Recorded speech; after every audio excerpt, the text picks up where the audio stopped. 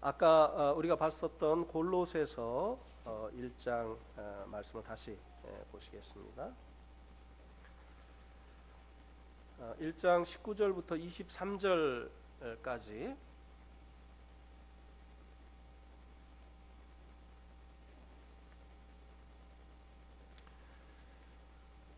주님께서 우리들을 위해서 화목제물이 되시어서 죄가 요구하는 값인 피를 흘려주신 그 이유가 하나님과 우리를 화목해 하시기를 원하셨기 때문이라고 하는 것입니다. 죄가 하나님과 우리 사이를 불목하게 했고 하나님과 우리의 관계를 단절시켜 놓았기 때문에 이 죄를 예수님께서 해결해 주심으로 인해서 하나님과의 이 관계를 회복하시기를 원하셨다고 하는 것입니다. 그래서 이 영생을 얻었다고 하는 것은 이제 하나님과의 관계가 회복이 되어졌다고 하는 것입니다. 영생을 얻었다고 하는 것은 하나님과 함께 사는 삶을 시작했다고 하는 것입니다. 왜 하나님께서 우리들을 위해서 이 영생을 계획하셨느냐면요, 사랑하시기 때문이죠. 하나님이 세상을 이처럼 사랑하셔. 그래서 사랑 때문에 하나님께서 우리와 함께 하시기를 원하셨는데 이 죄가 문제가 됐기 때문에 하나님 편에서 이 죄의 문제를 아드님을 통해서 해결을 해 놓으셨다고 하는 것입니다. 예수님의 그 흘리신 피가 우리의 모든 죄를 영원히 속죄해 주신 것이죠. 과거, 현재, 미래, 우리가 어제 지은 죄, 오늘 지은 죄, 내일 지을 죄값까지도 예수님의 그 보혈에 의해서 다 치루어졌다고 하는 것입니다. 테텔레스타이, 내가 너의 죄값을 다 계산했다. 이제는 너의 죄값 때문에 네가 죄로 인한 심판을 받을 필요가 없게 되어졌다. 내가 이 고통을 당한 것은 네가 고통을 죄로 인해서 당하지 않기를 원합니다. 예수님께서 이렇게 우리의 이 모든 이 죄값을 다 치루어 주셨습니다. 그래서 이제 우리들이 이제 더 이상 이제 거룩하지 않다든지 흠이 있다든지 책망할 것이 있는 이런 자가 아니라 거룩하고 흠이 없고 책망할 것이 없는 자로 세우시기를 원하셨기 때문이라고 하는 것이죠. 우리 편에서 뭐가 필요하냐? 23절에 보니까 너희가 믿음에 거하고 믿어야 된다는 것입니다. 왜 하나님 편에서는 이제 모든 우리의 문제를 다 해결해 놓으셨는데 사람들이 영생을 얻지 못하느냐? 믿지 않기 때문이라는 거예요. 여전히 21절에 있는 것처럼 악을 행하고 하나님과 원수된 상태에서 살기를 원하기 때문이라고 하는 것입니다. 여기서 말씀해주고 있는 악이라고 하는 것은 하나님을 버린 것과 스스로 웅덩이를 판 것이라고 예레미야 2장 13절에서 말씀해주고 있죠. 하나님이 아닌 것을 하나님 삼으려고 하는 것, 자신이 스스로 하나님 돼서 자신의 인생을 자기가 원하는 대로 살려가는 이 고집, 이것을 버리지 않기 때문에 하나님께서 구원을 다 이루어 놓으셨지만 영생을 이제 믿으면 받지만 이제 이런 것들을 버리지 않기 때문에 하나님이 다 준비해 놓으셨는데도 사람들이 영생을 얻지 못한다고 하는 것입니다. 믿음은 받아들이는 것입니다.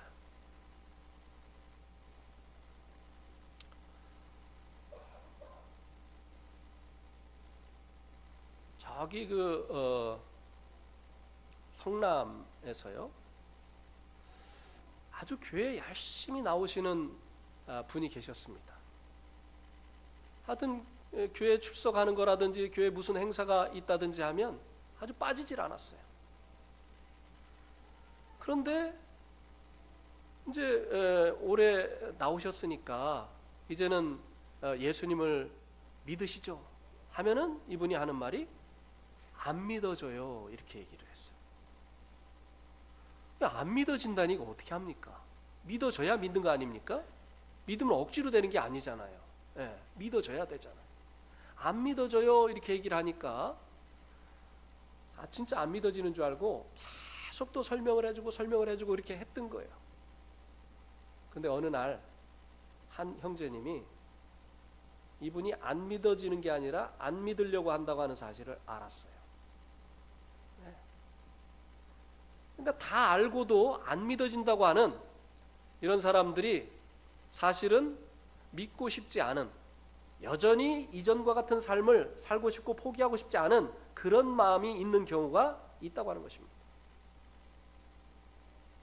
이분의 문제가 무엇이었느냐? 이제 형제님이 이분을 이제 구석에다가 앉혀놓고 이제는 믿으세요 이렇게 얘기를 했어요. 그랬더니 또 안 믿어진다고 한 거예요.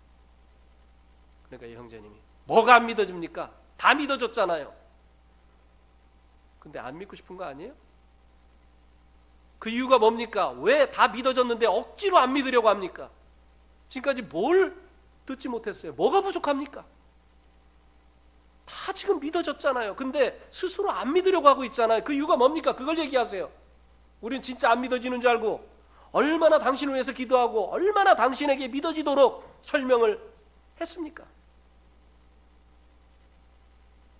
깜짝 놀랐어요. 들킨 거죠. 이분의 문제가 무엇이었느냐? 이분이 이야기를 하는데, 이거는 우리 딸도 모르고 우리 아내도 모르는데, 내가 다른 여자가 있습니다. 이걸 놓기 싫은 거예요. 계속 악을 행하기를 원하는 거예요. 이걸 놓고 주님을 믿어야 된다는 걸 알죠. 그런데 이걸 놓고 싶지 않은 거예요. 그러니까 자꾸 안 믿어진다고 한 거예요. 안 믿어지는 게 아니에요. 너무 미안하죠. 자기의 죄 때문에 예수님께서 돌아가셨다고 하는데 왜 그게 안 믿어지겠어요? 근데 이걸 놓고 싶지가 않은 거예요. 포기하지 못하겠습니다. 그래서 그분에게 그러면은 그걸 놓지 않고 지옥에 가든지 놓고 예수님을 붙들고 천국에 가든지 그건 당신이 결정하십시오. 이제 더 이상 안 믿어진다고는 하지 마세요. 근데 불행하게도 이분이 그 이후로 교회를 이제 안 나오시기 시작했어요. 그러니까 믿어야 되는데 이제 이런 이유들이 있으면, 뭔가 놓고 싶지 않은 그 같은 것들이 있으면 믿음을 갖지 않으려고 하는 이 같은 경우가 있죠. 그래서 영생을 못 얻는 이유가 하나님께 있는 게 아니에요. 사람들에게 있는 거예요. 자기가 놓고 또 포기하고 이렇게 해야 될 것들을 계속 붙들려고 하는 이 고집을 부리고 있기 때문에, 그 고집 때문에 망하는 것이다 라고 하는 것입니다. 믿음 받아들이면 되는 거예요. 예수님을 나의 하나님으로, 나의 구원자로 받아들이면 되는데, 그 외에 이제 주님을 주인으로 이제 모시고 사는 이와 같은 삶이 싫고 여전히 자기가 원하는 대로 살기를 원하는 이와 같은 마음이 있기 때문에 주님을 믿지 않을 수도 있다고 하는 것입니다. 믿음에 거하고 터 위에 굳게 서서 너희 들은 바 복음의 소망에 흔들리지 아니하면 그리하리라. 이제 예수님께서 화목제물이 되시어서 흘리신 피로 우리의 모든 죄의 문제를 해결해 주셨기 때문에 이제는 우리가 거룩하고 흠도 없고 책망할 것이 없는 자가 되기를 원하는데, 그러기 위해서는 우리 편에서 믿고 터 위에 굳건히 서서 흔들리지 않아야 된다고 하는 것입니다. 여기서 말씀해 주고 있는 이 터가 무엇일까요? 하나님의 말씀입니다. 우리의 믿음의 이 근거를 어디에다 두어야 되느냐? 하나님의 말씀에다 두어야만 된다고 하는 것입니다. 자, 요한복음 4장을 한번 보시기 바랍니다.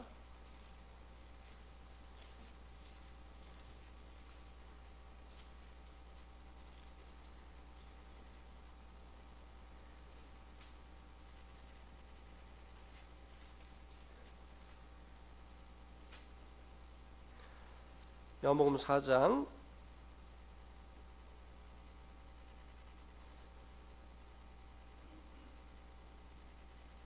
21절입니다. 요한복음 4장 21절.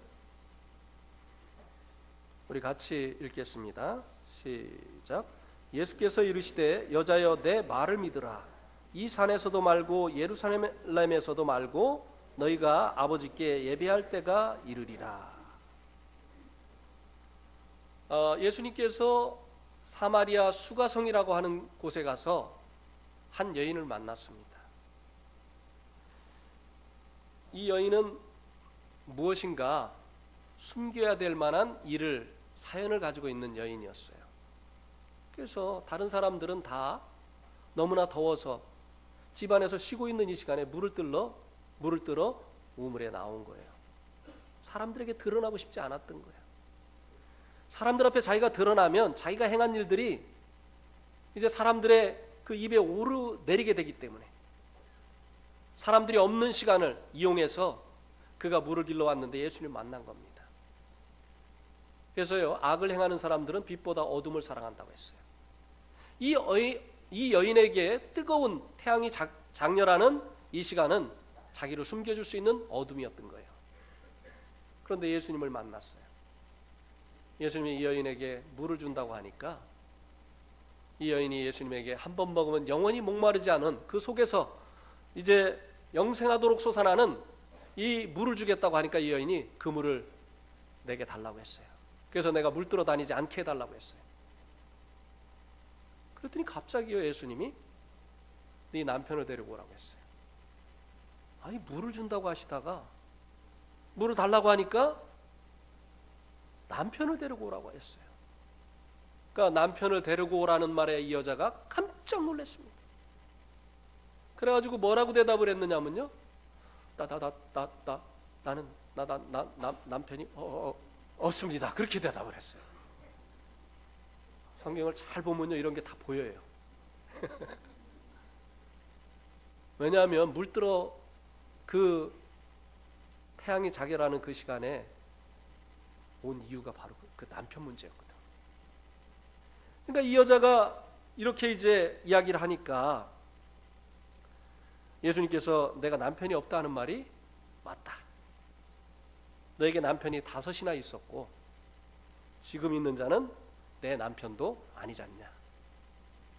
그러니까 내 남편이 아닌 사람하고 살고 있으니까 남편 없다는 말이 맞다. 그리고 5이나 있었지만 그 사람들은 다 지나갔으니까. 남편을 몇 번 바꿔치기 했다고요? 5번. 그러니까요, 이 여자가 보통 이쁜 여자가 아니었던 것 같아요. 웬만큼 예뻐가지고는 이렇게 남편을 5번이나 바꿔치기 할 수가 없죠. 그죠? 여기 뭐 그만한 분들이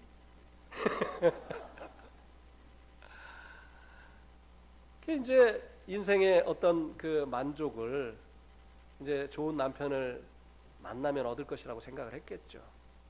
처음에는 박력 있는 아마 군인하고 결혼을 했을지 모르겠어요. 근데 살다 보니까 이 박력이 피곤하거든요. 막 자기도 때려요, 어떨 때는.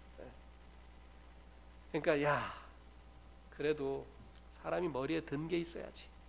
그래서 2번째는 선생님하고 결혼을 했는지 모르겠어요. 근데 이 선생님들이 좀 꽁생원이거든요. 돈도 자기가 관리하고 이 아내에게 이게 주질 않는 거예요.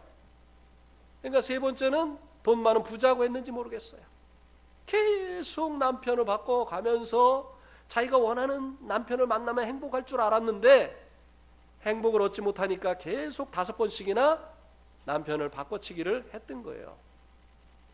근데 지금은 남이 남편을 지금 데리고 살고 있는 겁니다. 그러니까 사람들이 이 여자를 보면 얼마나 그 쑥덕쑥덕 거렸겠습니까? 그게 듣기 싫어서 차라리 더운 게 낫지, 사람들의 입방에 오르내리는 것보다 차라리 더운 게 낫지 하고 이 한낮에 물을 길러 다녔던 거예요. 그런데 예수님이 물을 준다고 하다가 아이 주라고 하니까는 그냥 남편을 데리고 오라니까 얼마나 놀랬겠습니까? 들켰으니까. 네. 그래서 나는 남편이 없습니다. 그리고 나서 이 여자가 뭐라고 고백을 했느냐면요, 여자가 이르되 주여 내가 보니 선지자로 소이다.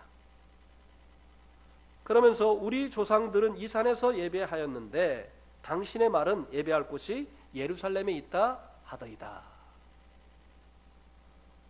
이때 당시에 이 그 예배는 이제 제사를 의미하죠. 사람들이 죄를 해결하는 방법이 바로 이 제사였습니다. 이 여인이 자기의 죄가 드러났기 때문에, 숨기려고 했었던 그 죄가 드러났기 때문에 이제는 그 죄를 해결받고 싶었어요. 그런데 어디 가서 제사를 드려야 하나님이 받으시고 자기 죄가 해결이 되느냐? 예수님에게 하나님이 받으시는 제사를 드릴 수 있는 합당한 장소가 어디냐고 물어봤어요. 이 산, 자기들이 제사를 드리는 이 그리심산, 여기냐 아니면 예루살렘이냐? 둘 중에 어디에서 내가 제사를 드리면 내 제사를 하나님께서 연락하시고 내 죄를 용서해 주시겠느냐? 이렇게 물어봤습니다. 그랬더니 예수님께서 여자여, 내 말을 믿으라. 내 말을 믿으라. 이제는 이 산에서도 말고 예루살렘에서도 말고 너희가 아버지께 예배할 때가 이른다. 그랬습니다. 이제는 하나님 앞에 예배를 하는데요, 장소에 구애를 받지 않고 예배할 때가 새 시대가 온다는 겁니다. 죄를 위해서 제사 드리던 이 시대는 끝나고 이제는 장소에 구애받지 않고 하나님 앞에 예배하는 새 시대가 온다고 하는 것을 믿으라고 했어요. 예수님이 하신 이 말씀을 믿으라고 했습니다. 왜 이제는 장소에 구애를 받지 않고 예배하는 이 새 시대가 오게 되느냐면요, 우리 한번 히브리서 9장, 10장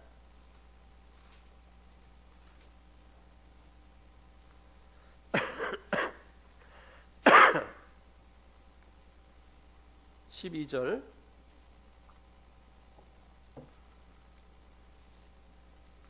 같이 읽겠습니다. 시작. 오직 그리스도는 죄를 위하여 한 영원한 제사를 드리시고 하나님 우편에 앉으사. 구약에 그 짐승을 가지고 제사를 드리는 제사장들이 제사를 드리는 그 성전에는요, 의자가 없었습니다. 왜냐하면 이 사람 죄를 위해서 제사 드리고 나면 저 사람이 또 제물을 가지고 오고 그냥 쉴 수가 없었어요. 같은 제사를 계속 반복해서 드렸습니다. 그런데 여기 예수님은요, 오직 그리스도는 죄를 위하여 한 영원한 제사를 드리시고 하나님 우편에 어떻게 하셨다고요? 앉으셨다고 했어요. 앉으셨다. 앉았다고 하는 것은 무엇입니까? 휴식을 한다는 거죠. 일을 마치셨어요. 예수님은 자신의 그 몸으로 죄를 위한 제사를 드리셨는데, 화목제물이 되시어서 예수님께서 제사를 드리셨는데 영원한 제사를 드리셨기 때문에 이제 더 이상 제사 드릴 필요가 없으니까 이제는 하나님 우편에 앉으셨다는 겁니다. 구약에 드리는 이 제사는 제사를 드리고 또 드리고 드리고 또 드리고 해야 됐기 때문에 구약의 이 제사장들은 의자에 앉아 있을 수가 없었어요. 근데 예수님은 당신의 몸을 제물 삼아서 죄를 위한 제사를 드리셨는데 그 제사는 영원한 제사였기 때문에 그분은 하나님 우편에 이제는 앉아서 쉬신다고 하는 겁니다. 그래서 테텔레스타이, 다 이루었다. 내가 다 갚았다 너희 죄를. 그래서 이제 18절 보세요. 18절 같이 또 읽겠습니다. 시작. 이것들을 사하셨은즉 다시 죄를 위하여 제사 드릴 것이 없느니라. 예수님이 우리의 모든 죄값을 당신의 피로 다 갚아주셨으니까 또 제사를 드릴 필요가 있다고요, 없다고요? 그러니까 이제는 죄를 용서받기 위해서 제사 드리는 시대는 끝났다는 거예요. 성전에 가가지고 제물을 가지고 제사장이 있는 성전에 가서 그 제물을 가지고 제사 드리던 시대는 끝났다는 거예요. 이제는 주님이 제물이 되시어서 영원한 제사를 드리셨기 때문에 그 주님을 믿고 죄사함 받은 그 감사의 예배를 드리는, 죄를 용서함 받기 위해서 드리는 제사 시대가 아니라 예수님을 통해서 죄사함 받고 구원해 주신 그 주님을 찬양하고 그 주님께 감사의 예배를 드리는 새로운 시대가 도래했다고 하는 것입니다. 여자여, 이 말을 믿으라. 우리의 믿음의 이 터가 무엇이냐?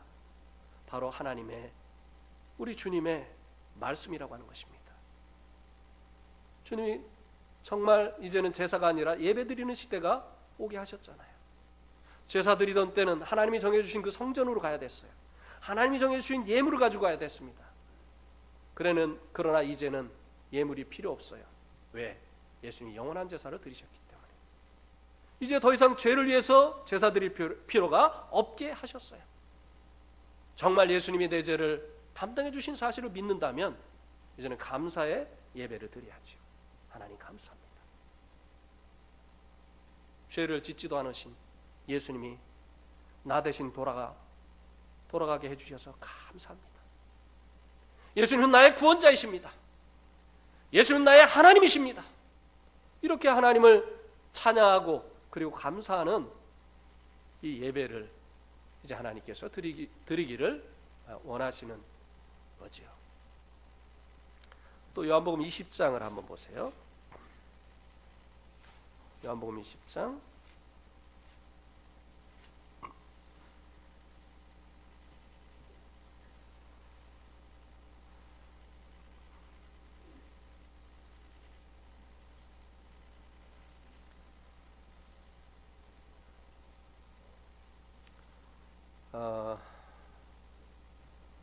29절부터 31절까지 제가 읽겠습니다.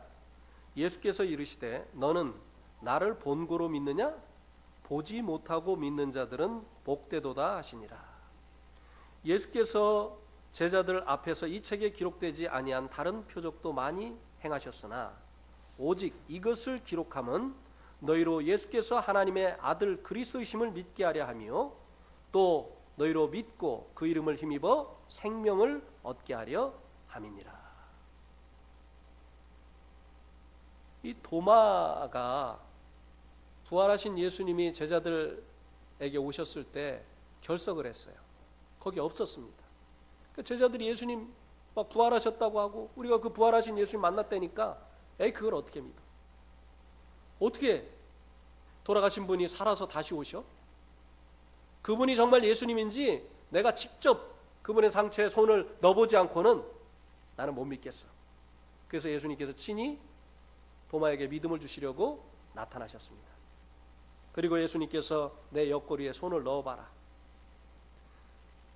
그리고 믿음이 없는 자가 되지 말고 믿는 자가 되라. 이렇게 하셨습니다. 그리고 나서 예수님께서 너는 본고로 믿느냐? 보지 못하고 믿는 자들은 복되다 그랬습니다.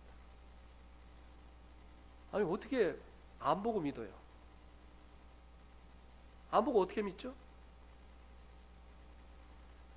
안 본 자들이 예수님을 못 본 자들이 예수님을 믿게 하시려고 31절에 보니까 오직 이것을 기록함은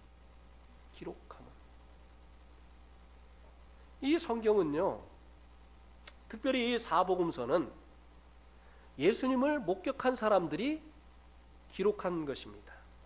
네. 왜?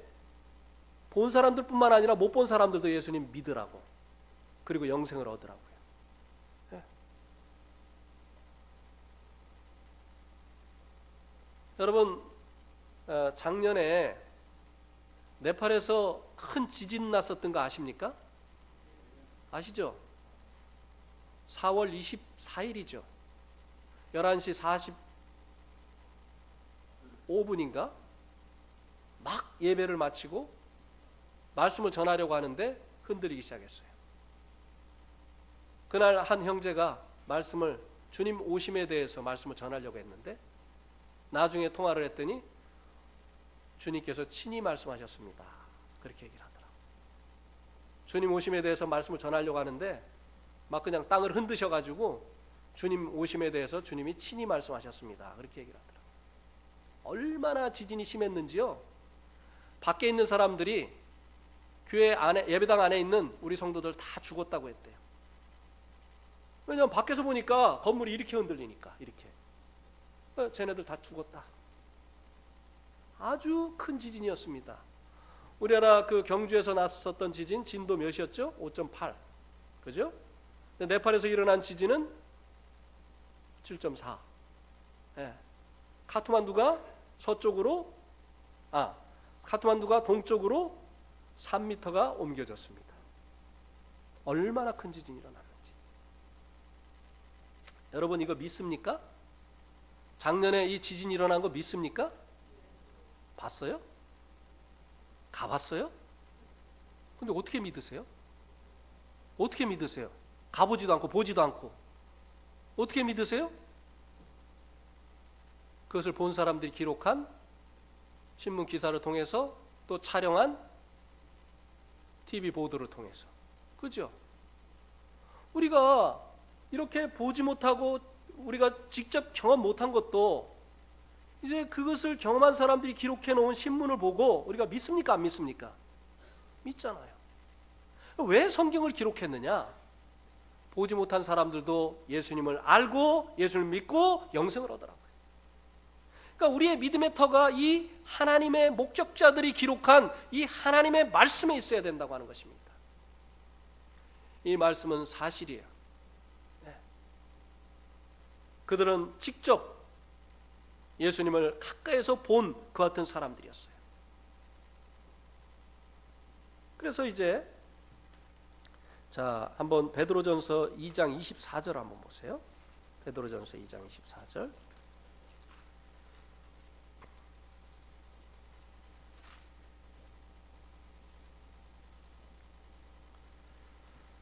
베드로전서 2장 24절.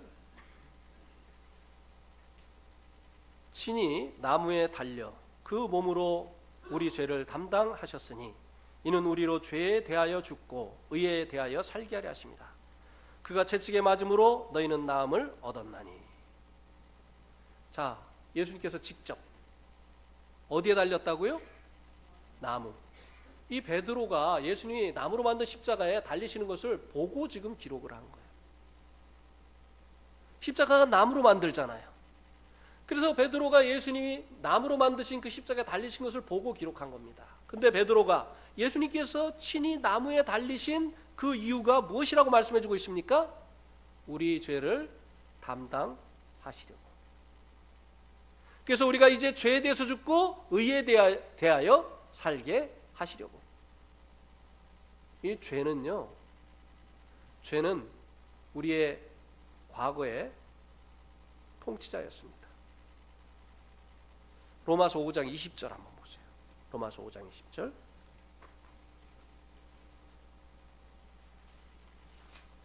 로마서 5장 20절, 21절. 로마서 5장 21절.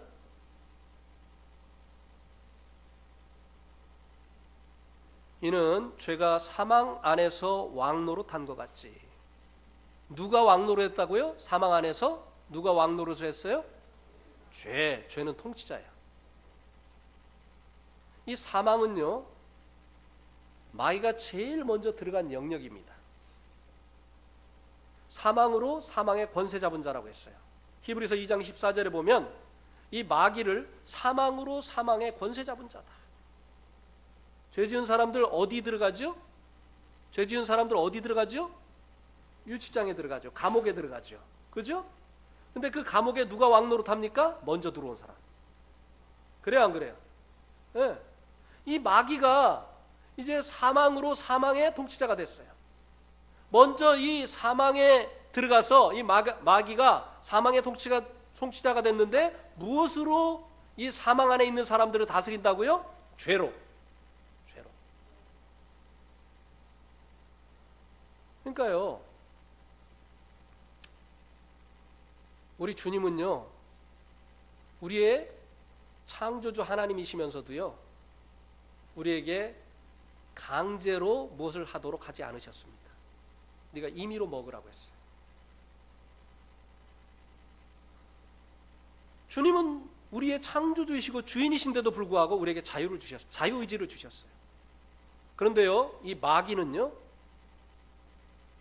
우리를 지은 창조주도 아닌데 우리를 강제로 다스립니다. 죄는요, 우리를 강제로 다스리는 이 포악한 통치자예요. 그래서 한번 로마서 7장을 한번 보세요. 로마서 7장 15절. 로마서 7장 15절. 내가 행하는 것을 내가 알지 못하노니 곧 내가 원하는 것은 행하지 아니하고 도리어 미워하는 것을 행함이라. 여러분 이런 거 경험합니까? 안 합니까? 이제 바로 살려고 마음을 먹었는데 마음 먹은 대로 돼야 안 돼요? 돼야 안 돼요? 안 돼요. 작심 삼일. 12월 31일이 되면은 한 해를 돌아봅니다. 그러면 마음에 안 들어요. 새해가 시작되면서 내가 마음먹은 대로 사라지질 않았어. 그러니까 이제 반성을 하고 1월 1일이 되면 또 결심을 합니다. 올해는 이거 끊고 저거 끊고 내가 이제 올해는 한번 똑바로 살아보겠다고 결심을 딱 했는데 마음먹은 대로 됩니까? 안 됩니까? 안 돼. 내가 행하기를 원하는 선은 행하지 않냐고 원치 않은 바 악을 행하는도다. 그 원인이 뭐냐? 17절에 보니까 이제는 그것을 행하는 자가 내가 아니요 내 속에 가는 뭐라고요? 죄. 이 죄 때문에 죄가요 우리가 원하는 대로 살게 놔두질 않는 거야. 하나님은 네가 선과 악을 알게 하는 나무의 실과를 먹으려면은 내가 너에게 자유의지를 줬으니까 먹으라는 거야. 물론 하나님은 먹지 않기로 원하셨죠. 그러나 이 마귀는요 우리가 원하는 대로 살도록 놔두질 않아요. 이 죄는요 우리를 강제적으로 이끌고 갑니다. 마치 이 죄는 폭풍이라고 한다면 우리는 그 폭풍 앞에 있는 잎사귀예요. 막 폭풍이 부는데 잎사귀가 버티고 있을 수 있습니까? 잎사귀는 바람이 부는 대로 날아가게 돼 있어요. 그래서요 내가 왜 이럴까? 내가 정말 이렇게 하고 싶지 않은데 내가 왜 이러는지 모르겠다. 바로 우리 안에 있는 우리의 이 악한 통치자인 이 죄가 우리를 그렇게 몰고 가기 때문이라고 하는 것입니다. 그래서 예수님께서 죄를 범하는 자마다 죄 뭐라고 했어요? 종이라고 했어요. 종은 자유가 없어요. 어떤 종이요? 어제 진짜 내가 너무 늦게까지 일했어. 그러니까 요새 고기를 안 줘. 어? 내가 내일은 11시까지 잘 거야.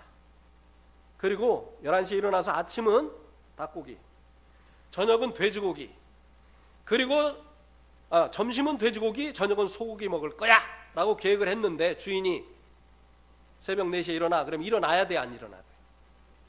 그리고 김치만 먹어. 그러면 먹어야 돼요? 안 먹어야 돼요? 종은 자유가 없어요. 우리가 원하는 대로 인생을 살지 못하게 하는 게 누구냐? 바로 마귀고 마귀가 죄로 인해서 이렇게 한다는 거예요. 그래서 우리의 인생이 계속 삐뚤어지는 거예요. 우리의 인생이 원치 않는 방향으로 자꾸 가는 거예요. 나이가 먹으면 먹을수록 후회스러운 이런 삶을 사는 거예요. 예수님께서 왜 친히 나무에 달려서 우리의 죄들을 담당해 주셨느냐? 이제는 우리의 이 악한 통치자인 이 죄에 대해서 죽고 의에 대해서 살게 하시려고, 이 관계를 끊어놓으시려고. 여러분 기억하시기 바랍니다. 죄는 더 이상 우리 주인이 아니에요. 우리 주인은 누구죠? 우리 주인은 누구죠? 예수님이에요. 예수님. 예수님이 주인이 되어질 때, 우리가 예수님을 우리의 하나님으로 영접하고 예수님 내 인생의 통치자가 되어질 때, 옛 통치자인 죄에 대해서는 우리가 죽은 자가 되어지는 것이에요. 미국에 남북전쟁이 있었죠. 북군은 흑인 노예들을 해방하자, 남군들은 안 된다. 그랬는데 다행히 북군의 승리로 끝이 났습니다. 그러니까 노예가 해방이 됐어요. 그러니까 막 그냥 이 노예들이 너무 좋았죠. 이제 종살이 안 해도 된다. 나도 이제는 자유하는 시민이다. 이제 공원에도 나도 갈 수 있고 극장에도 들어갈 수 있고 나도 이제 떳떳한 자유하는 시민으로서의 권리를 누리게 됐다. 너무 기쁜 거예요. 노예는 어디 갔습니까? 이제 자유하는 시민이 됐으니까 노예는 어디 갔습니까? 없죠? 노예는 죽었어요. 이제는 새 사람이 된 거예요. 그런데 옛날 주인은 죽었습니까? 안 죽었습니까? 안 죽었어요. 이 주인은. 그 주인의 노예이던 이 사람의 신분이 죽은 것이고, 이 사람이 새 사람이 되어짐으로 인해서 이제 이 사람의 신분의 변화가 일어난 거지. 우리가 구원을 받았다는 것은요, 이렇게 우리의 신분의 변화가 일어난 거예요. 이제는 우리가 죄가 시키는 대로 살아서는 안 되는 거예요. 우리의 주인은 예수님이에요. 우리의 인생을 주님이 원하시는 대로 살도록 하시기 위해서 주님께서 우리의 죄를 위해서 십자가에서 피 흘려 돌아가신 것입니다. 네. 죄에 대해서 죽고 의에 대해서 살게 하시려고, 하나님 기뻐하시는 이와 같은 삶을 살게 하시려고 주님께서 십자가에 죽으신 거예요. 그런데 요즘 구원파 보면요, 어떻게 합니까? 죄사함 받았으니까 술도 먹어도 되고 담배도 펴도 되고 노름도 해도 되고 간음도 해도 되고. 왜? 그는 믿음이 아니고 행위니까. 이거 진짜 이거 큰 이단이에요. 이단도 이런 이단이 없어요. 네? 주님이 우리의 죄를 담당해 주신 것은요, 죄 지으라고 담당해 주신 게 아닙니다. 영원히 속죄해 주신 것은 우리가 마음 놓고 죄 지라고 우리의 과거, 현재, 미래의 죄를 담당해 주신 게 아니에요. 이제는 죄에 대해서 죽고 의에 대해서 살으라고 그렇게 하신 것입니다. 아시겠습니까? 예. 우리 옛날에 형제님 한 분이 구원받기 전에 참 담배를 많이 피던 사람이었어요.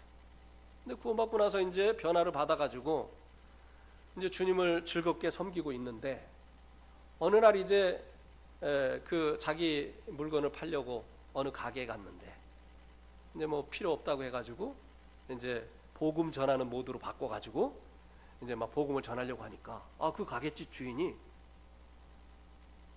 그럼 거기도 구원 받았어요? 그러는 거예요. 나 구원 받았다 그러니까. 그럼 사장님도 구원 받았어요? 그러니까. 예, 나도 구원 받았습니다.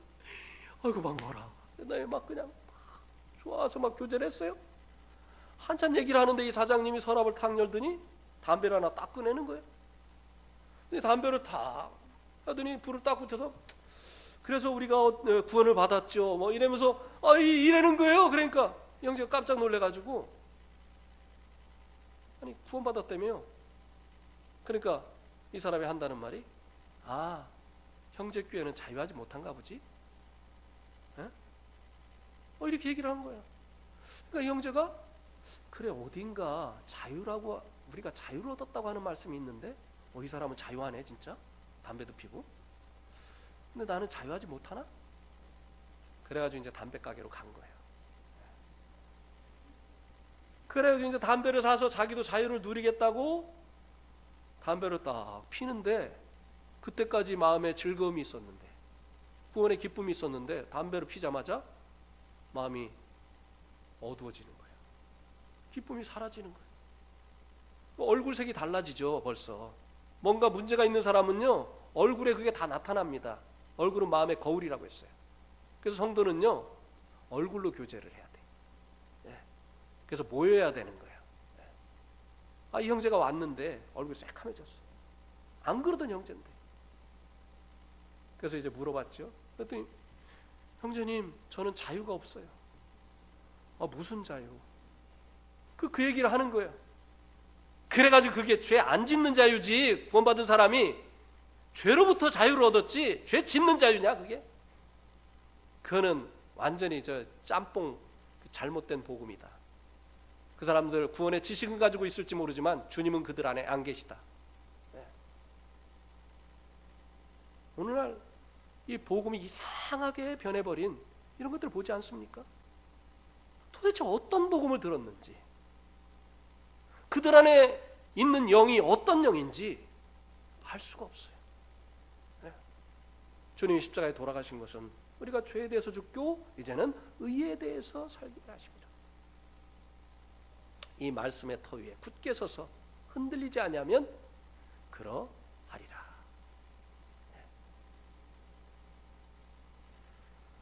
한 말씀만 더 보고 말씀을 마치겠습니다. 디도서 3장.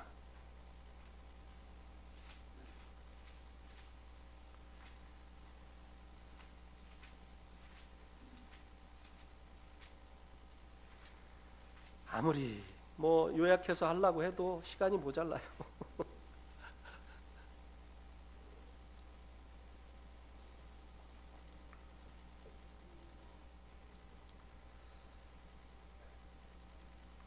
(5절) 디도서 3장 5절 6절. 같이 한번 읽겠습니다. 시작.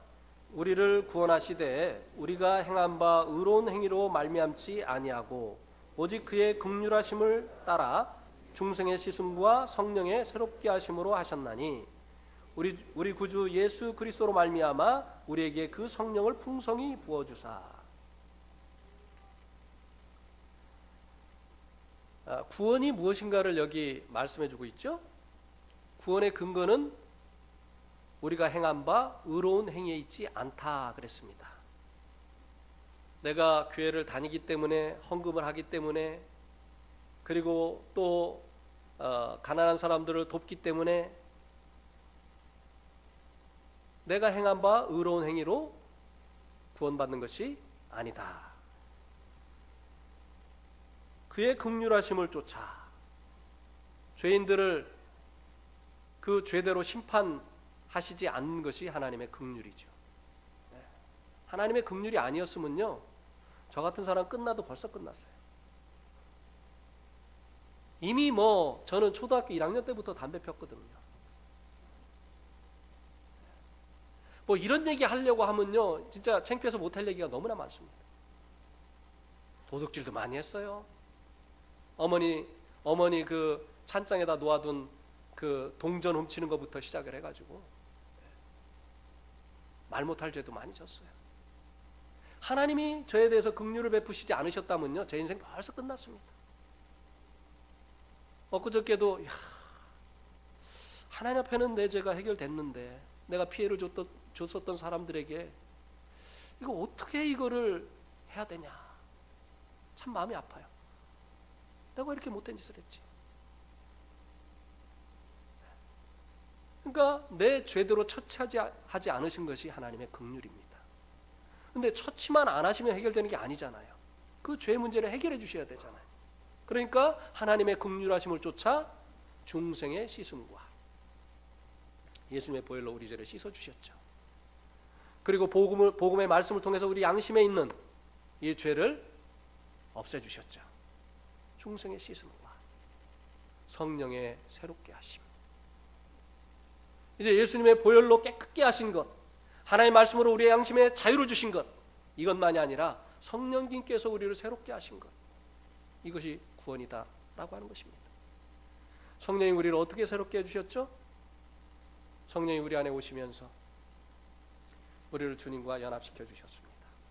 고린도전서 12장 13절에 나와 있어요. 죄와의 관계를 끊어주시고 주님과 우리를 연합시켜 주셨어요.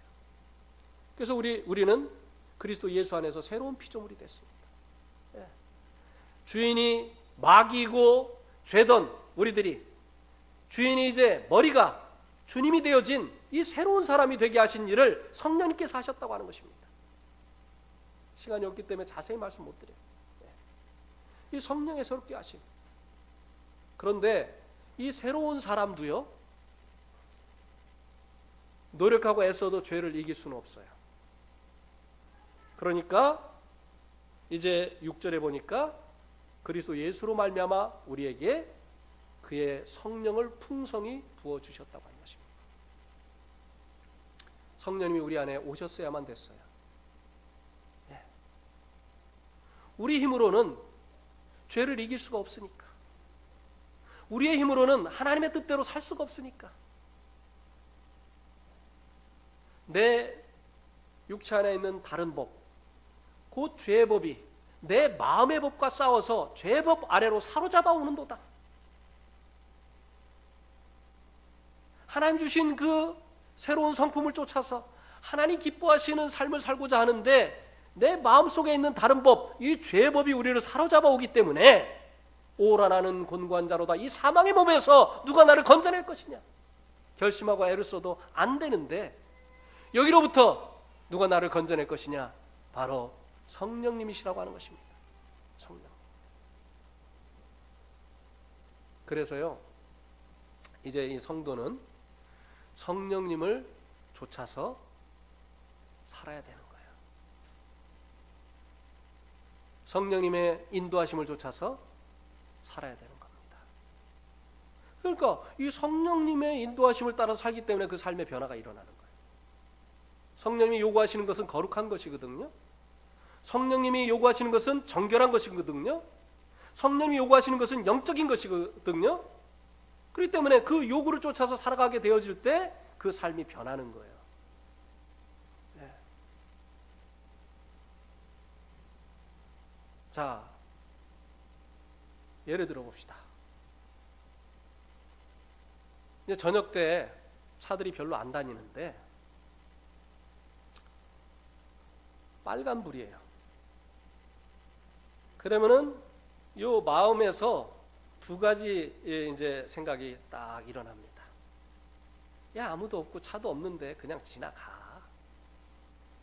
근데 이쪽에서는 성령님께서 너 하나님 앞에서 사는 사람 아니야? 법은 지켜야 돼. 두 마음이 딱 이렇게 올라옵니다. 그러면 성령으로 사는 사람들은 어떻게 하죠? 사람이 보든 안 보든 하나님 앞에서 사는 거죠. 네. 그러니까 하나님 앞에서 살고 성령으로 사는 사람들은요, 변해요. 변해. 네. 자, 사장님하고 나하고 둘이만 근무를 해요. 근무 끝나는 시간이 6시입니다. 그런데 사장님이 먼저 나갔어요. 4시에. 그러면 두 마음이 딱 일어납니다. 한 마음 뭐죠? 너도 일찍 가. 누가 아냐? 근데 이쪽에서 뭐라고요? 너 계약한 시간이 6시잖아. 6시까지 일하고 가. 그러니까 이제 구원받고 나면 말이죠. 성령님이 오셔서 성령님이 요구하시는 게 이제 다른 요구가 일어나기 때문에 세상 사람들도요, 이 사람 변했다. 사장님도 진짜 이 사람 믿을 만한 사람이야. 이 사람은 정말 정직해. 이렇게 이제 구원받은 이후에 이 우리 안에 오신 이 성령님의 그 요구하심을 따라서 살아가게 될 때 실제적으로 우리의 삶이 변화되어지고 주님을 닮아가게 되어지고 또 성화되어지고 하는 이런 일들이 일어나는 것입니다. 얼마나 많은 사람들이 그냥 사는지 모르겠어요. 네. 그러니까 변화가 없는 거예요. 성령님이 말씀하시다 이제는 그냥 소멸돼 버렸어요. 더 이상 말씀하시지 않으시고. 왜? 말해도 안 들으니까.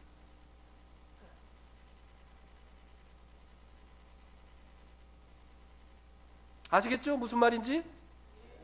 예. 여기까지만 합시다. 예, 감사합니다.